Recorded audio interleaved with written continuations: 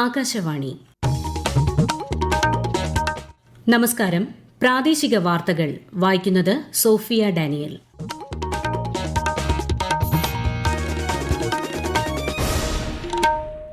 പ്രധാന വാർത്തകൾ. മൂന്നാം ധനവിനിയോഗ ബില്ലിന് പാർലമെന്റിന്റെ അംഗീകാരം. നടപടികൾ പൂർത്തിയാക്കി ഇരുസഭകളും ഇന്നത്തേക്ക് പിരിഞ്ഞു. ജൈവ മാലിന്യങ്ങളിൽ നിന്നും ഊർജ്ജോൽപാദനം ലക്ഷ്യമിട്ടുള്ള ഗോബർധൻ പദ്ധതിക്ക് കേന്ദ്രമന്ത്രിസഭ അംഗീകാരം നൽകി. നീറ്റ് യുജി പരീക്ഷ കമ്പ്യൂട്ടർ അധിഷ്ഠിതമാക്കുന്ന കാര്യം പരിഗണനയിലെന്ന കേന്ദ്ര സത്യവാങ്മൂലത്തിൽ ഹർജിക്കാരുടെ നിലപാട് തേടി സുപ്രീംകോടതി. സംരംഭകത്വ വികസന പദ്ധതിയുടെ മൂന്നാം പതിപ്പിന് സംസ്ഥാനത്ത് തുടക്കം. സംരംഭങ്ങളെ സ്വാഗതം ചെയ്യാനുള്ള എല്ലാ നടപടികളും സ്വീകരിക്കുമെന്ന് മുഖ്യമന്ത്രി വി.ഡി. സതീശൻ. പോലീസ് സംവിധാനത്തെ ജനകീയമാക്കാൻ ലക്ഷ്യമിട്ടുള്ള എന്റെ പോലീസ് സ്റ്റേഷൻ പദ്ധതി ഈ മാസം 15 മുതൽ. പോലീസ് സ്റ്റേഷനുകളിൽ സമഗ്ര മാറ്റമെന്ന് ആഭ്യന്തരമന്ത്രി രമേശ് ചെന്നിത്തല. സംസ്ഥാനത്ത് വരും ദിവസങ്ങളിൽ ശക്തമായ മഴയ്ക്ക് സാധ്യത. പത്തനംതിട്ട, കോട്ടയം, ഇടുക്കി ജില്ലകളിൽ ചുവപ്പ് ജാഗ്രത. കേരളം, കർണാടക, ലക്ഷദ്വീപ് തീരങ്ങളിൽ മത്സ്യബന്ധനത്തിന് വിലക്ക്. വാർത്തകൾ വിശദമായി. മൂന്നാം ധനവിനിയോഗ ബില്ലിന് പാർലമെന്റിന്റെ അംഗീകാരം. രാജ്യസഭ ഇന്ന് പരിഗണിച്ച ബില്ലിന് ലോക്സഭ നേരത്തെ അംഗീകാരം നൽകിയിരുന്നു. നീറ്റ് വിഷയത്തിൽ പലതവണ നടപടികൾ തടസ്സപ്പെട്ട സഭയിൽ കേന്ദ്ര ധനമന്ത്രി നിർമ്മലാ സീതാരാമൻ ഉച്ചയ്ക്ക് ശേഷമാണ് ബിൽ അവതരിപ്പിച്ചത്. ടാക്സേഷൻ ഭേദഗതി ബില്ലിന് ലോക്സഭയും ഇന്ന് അംഗീകാരം നൽകി. ഇരുസഭകളും ഇന്നത്തേക്ക് പിരിഞ്ഞു. ജൈവ മാലിന്യങ്ങളിൽ നിന്നും ഊർജ്ജോൽപാദനം ലക്ഷ്യമിട്ടുള്ള ഗോബർധൻ പദ്ധതിക്ക് കേന്ദ്രമന്ത്രിസഭ അംഗീകാരം നൽകി. 23,731 കോടി രൂപ ചെലവ് വരുന്ന പദ്ധതിയിലൂടെ 1.5 ലക്ഷം തൊഴിലവസരങ്ങൾ സൃഷ്ടിക്കാനാകുമെന്ന് മന്ത്രിസഭാ തീരുമാനങ്ങൾ വിശദീകരിച്ചുകൊണ്ട് കേന്ദ്രമന്ത്രി അശ്വിനി വൈഷ്ണവ് പറഞ്ഞു. അസമിലെ NH-15 ഗുവാഹത്തിക്ക് സമീപമുള്ള 4-വരി പാതയുടെ നിർമ്മാണത്തിനും കേന്ദ്രമന്ത്രിസഭ അംഗീകാരം നൽകി. നീറ്റ് യുജി പരീക്ഷ നിലവിലെ രീതിക്ക് പകരം JEE മാതൃകയിൽ കമ്പ്യൂട്ടർ അധിഷ്ഠിതമാക്കുന്നത് സജീവ പരിഗണനയിലാണെന്ന കേന്ദ്ര സർക്കാരിന്റെ സത്യവാങ്മൂലത്തിന് മറുപടി നൽകാൻ ഹർജിക്കാരോട് സുപ്രീംകോടതി ആവശ്യപ്പെട്ടു. ചോദ്യപേപ്പർ ചോർച്ച തടയാൻ പരീക്ഷാ സംവിധാനം സമഗ്രമായി പരിഷ്കരിക്കുകയാണെന്ന് കേന്ദ്രം കോടതിയെ അറിയിച്ചു. എന്നാൽ തീരുമാനം ഉടൻ എടുക്കണമെന്ന് ഡോക്ടർമാരുടെ സംഘടനയായ ഫൈമ ആവശ്യപ്പെട്ടു. കേസ് ഓഗസ്റ്റ് 19 മാറ്റി. മുഖ്യമന്ത്രിയുടെ സംരംഭകത്വ വികസന പദ്ധതിയുടെ മൂന്നാം പതിപ്പിന് തിരുവനന്തപുരത്ത് തുടക്കമായി. കേരള ഫിനാൻഷ്യൽ കോർപ്പറേഷനെ രാജ്യത്തെ മികച്ച ധനകാര്യ സ്ഥാപനമാക്കുകയാണ് ലക്ഷ്യമെന്ന് ഉദ്ഘാടനം നിർവഹിക്കവെ മുഖ്യമന്ത്രി വി.ഡി. സതീശൻ അറിയിച്ചു. മാർക്കറ്റിംഗ് ടെക്നോ മെന്റർമാരുടെ പാനൽ തയ്യാറാക്കും. സംരംഭങ്ങളെ സ്വാഗതം ചെയ്യാനുള്ള എല്ലാ നടപടികളും സ്വീകരിക്കും. ചടങ്ങിൽ വായ്പാ വിതരണവും മുഖ്യമന്ത്രി നിർവഹിച്ചു. സംസ്ഥാനത്ത് ഈ മാസം 15 മുതൽ എന്റെ പോലീസ് സ്റ്റേഷൻ പദ്ധതി നിലവിൽ വരുമെന്ന് ആഭ്യന്തരമന്ത്രി രമേശ് ചെന്നിത്തല. തിരുവനന്തപുരത്ത് വാർത്താസമ്മേളനത്തിൽ സംസാരിക്കുകയായിരുന്നു അദ്ദേഹം. കേരളത്തിലെ പോലീസ് സംവിധാനത്തെ ജനങ്ങളുടെ സ്വന്തം സംവിധാനമാക്കി മാറ്റുകയാണ് പദ്ധതിയുടെ ലക്ഷ്യം. വിശദാംശങ്ങളുമായി ആകാശവാണി തിരുവനന്തപുരം ജില്ലാ പ്രതിനിധി രജു കൊലിയക്കോട്. സംസ്ഥാന പോലീസ് മേധാവിയുടെ മേൽനോട്ടത്തിൽ ലോ ആൻഡ് ഓർഡർ ADGPക്കായിരിക്കും പദ്ധതിയുടെ ചുമതല. വിവിധ ആവശ്യങ്ങൾക്കായി പോലീസ് സ്റ്റേഷനുകളെ സമീപിക്കുന്ന ഓരോ പൗരനും മെച്ചപ്പെട്ട സമയബന്ധിതമായ സേവനങ്ങൾ ഉറപ്പുവരുത്തുക എന്നതാണ് പദ്ധതിയുടെ പ്രധാന ലക്ഷ്യം. കസ്റ്റഡി മരണങ്ങൾ, കസ്റ്റഡി മർദ്ദനങ്ങൾ തുടങ്ങിയവ പൂർണ്ണമായും ഇല്ലാതാക്കുക എന്നതാണ് മറ്റൊരു ലക്ഷ്യം. പദ്ധതിയുടെ ഭാഗമായി ഓരോ പോലീസ് സ്റ്റേഷനിൽ നിന്നും ഫീഡ്ബാക്ക് ശേഖരിക്കും. ജനമൈത്രി പോലീസ് പദ്ധതി കൂടുതൽ കാര്യക്ഷമമാക്കാനും എന്റെ പോലീസ് സ്റ്റേഷൻ പദ്ധതി ലക്ഷ്യമിടുന്നുണ്ട്. നിർമ്മിത ബുദ്ധി പ്രയോജനപ്പെടുത്തി KSRTCയെ പുതിയ കാലഘട്ടത്തിലേക്ക് നയിക്കുകയാണെന്ന് മന്ത്രി CP ജോൺ. KSRTCയുടെ AI അധിഷ്ഠിത WhatsApp ticketing 9447071021 toll free number 149 നവീകരിച്ച കൊറിയർ സംവിധാനം എന്നിവ മന്ത്രി ഉദ്ഘാടനം ചെയ്തു. യാത്രക്കാർക്ക് വേഗത്തിൽ വിവരങ്ങളും ടിക്കറ്റ് ബുക്കിംഗും ലഭ്യമാക്കുകയാണ് ലക്ഷ്യമെന്ന് മന്ത്രി പറഞ്ഞു. ഓണക്കാലത്തെ അതിർത്തിയിലൂടെയുള്ള ലഹരിക്കടത്ത് തടയുന്നതിന് ഓപ്പറേഷൻ തണ്ടറിന്റെ ഭാഗമായി കണ്ണൂർ ജില്ലയിൽ നടപടികൾ ഊർജിതമാക്കി എക്സൈസ് വകുപ്പ്. കൂടുതൽ വിവരങ്ങളുമായി ആകാശവാണി കണ്ണൂർ ജില്ലാ പ്രതിനിധി KO ശശിധരൻ.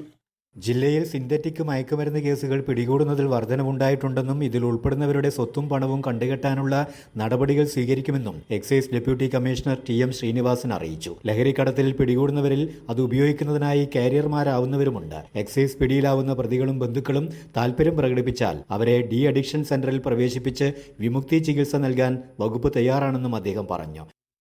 ബ്രിക്സ് അംഗരാജ്യങ്ങളിൽ നിന്നും പങ്കാളിത്ത രാജ്യങ്ങളിൽ നിന്നുമായി 500-ലധികം പ്രതിനിധികൾ പങ്കെടുക്കുന്ന ബ്രിക്സ് വേവ്സ് ബസാർ അന്താരാഷ്ട്ര മേളയ്ക്ക് മുംബൈയിൽ തുടക്കമായി. 2 ദിവസം നീണ്ടു നിൽക്കുന്ന ഈ പരിപാടി ദൃശ്യ, ശ്രവ്യ, സർഗാത്മക മേഖലകളിൽ ബിസിനസ് പങ്കാളിത്തവും സഹകരണവും വർദ്ധിപ്പിക്കാനാണ് ലക്ഷ്യമിടുന്നത്.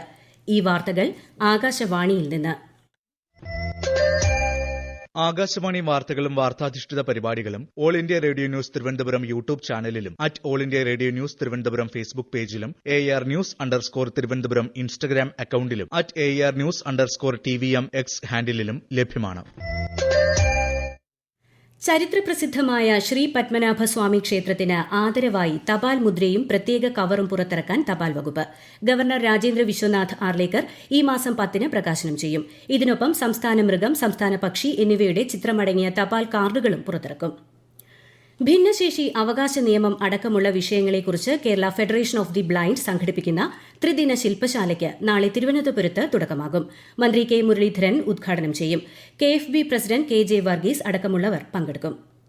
സംസ്ഥാനത്ത് വരും ദിവസങ്ങളിലും ശക്തമായ മഴയ്ക്ക് സാധ്യത. പത്തനംതിട്ട, കോട്ടയം, ഇടുക്കി ജില്ലകളിൽ ചുവപ്പ് ജാഗ്രത. കേരളം, കർണാടക, ലക്ഷദ്വീപ് തീരങ്ങളിൽ മറ്റന്നാൾ വരെ മത്സ്യബന്ധനത്തിന് വിലക്കേർപ്പെടുത്തി. കൂടുതൽ വിവരങ്ങളുമായി തിരുവനന്തപുരത്ത് നിന്ന് ആകാശവാണി ലേഖകൻ സ്മിതി M. പള്ളുരുത്തി. കൊല്ലം, ആലപ്പുഴ, എറണാകുളം, കണ്ണൂർ, കാസർഗോഡ് ജില്ലകളിൽ ഓറഞ്ച് ജാഗ്രത നിലവിലുണ്ട്.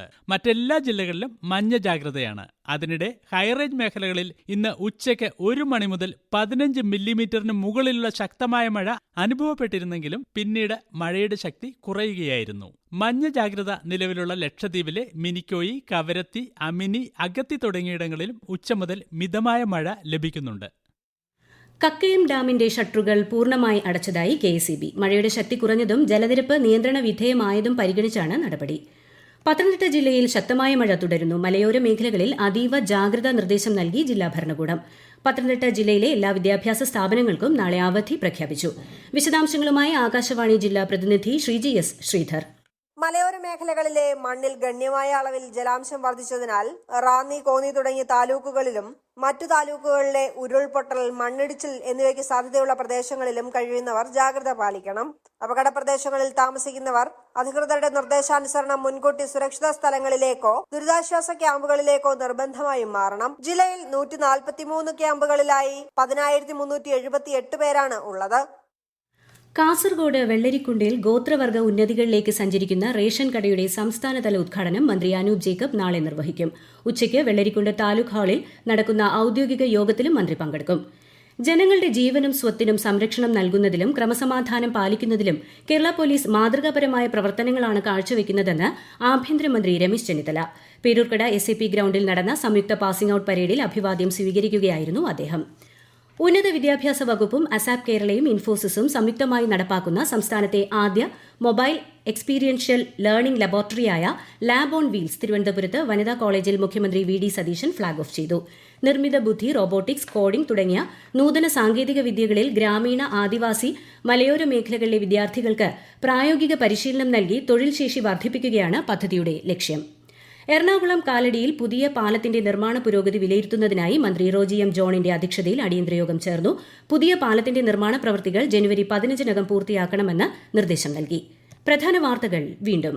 3ാം ധനവിനിയോഗ ബില്ലിന് പാർലമെന്റിന്റെ അംഗീകാരം. നടപടികൾ പൂർത്തിയാക്കി ഇരുസഭകളും ഇന്നത്തേക്ക് പിരിഞ്ഞു. ജൈവ മാലിന്യങ്ങളിൽ നിന്നും ഊർജ്ജോൽപാദനം ലക്ഷ്യമിട്ടുള്ള ഗോബർധൻ പദ്ധതിക്ക് കേന്ദ്രമന്ത്രിസഭ അംഗീകാരം നൽകി. നീറ്റ് UG പരീക്ഷ കമ്പ്യൂട്ടർ അധിഷ്ഠിതമാക്കുന്ന കാര്യം പരിഗണനയിലെന്ന കേന്ദ്ര സത്യവാങ്മൂലത്തിൽ ഹർജിക്കാരുടെ നിലപാട് തേടി സുപ്രീംകോടതി. സംരംഭകത്വ വികസന പദ്ധതിയുടെ 3ാം പതിപ്പിന് സംസ്ഥാനത്ത് തുടക്കം. സംരംഭങ്ങളെ സ്വാഗതം ചെയ്യാനുള്ള എല്ലാ നടപടികളും സ്വീകരിക്കുമെന്ന് മുഖ്യമന്ത്രി VD സതീശൻ. പോലീസ് സംവിധാനത്തെ ജനകീയമാക്കാൻ ലക്ഷ്യമിട്ടുള്ള എന്റെ പോലീസ് സ്റ്റേഷൻ പദ്ധതി ഈ മാസം 15 മുതൽ പോലീസ് സ്റ്റേഷനുകളിൽ സമഗ്ര മാറ്റമെന്ന് ആഭ്യന്തരമന്ത്രി രമേശ് ചെന്നിത്തല. സംസ്ഥാനത്ത് വരും ദിവസങ്ങളിലും ശക്തമായ മഴയ്ക്ക് സാധ്യത. പത്തനംതിട്ട, കോട്ടയം, ഇടുക്കി ജില്ലകളിൽ ചുവപ്പ് ജാഗ്രത. കേരളം, കർണാടക, ലക്ഷദ്വീപ് തീരങ്ങളിൽ മത്സ്യബന്ധനത്തിന് വിലക്ക്. പ്രാദേശിക വാർത്തകൾ കഴിഞ്ഞു. അടുത്ത വാർത്താ പ്രക്ഷേപണം രാത്രി 7:25-ന്.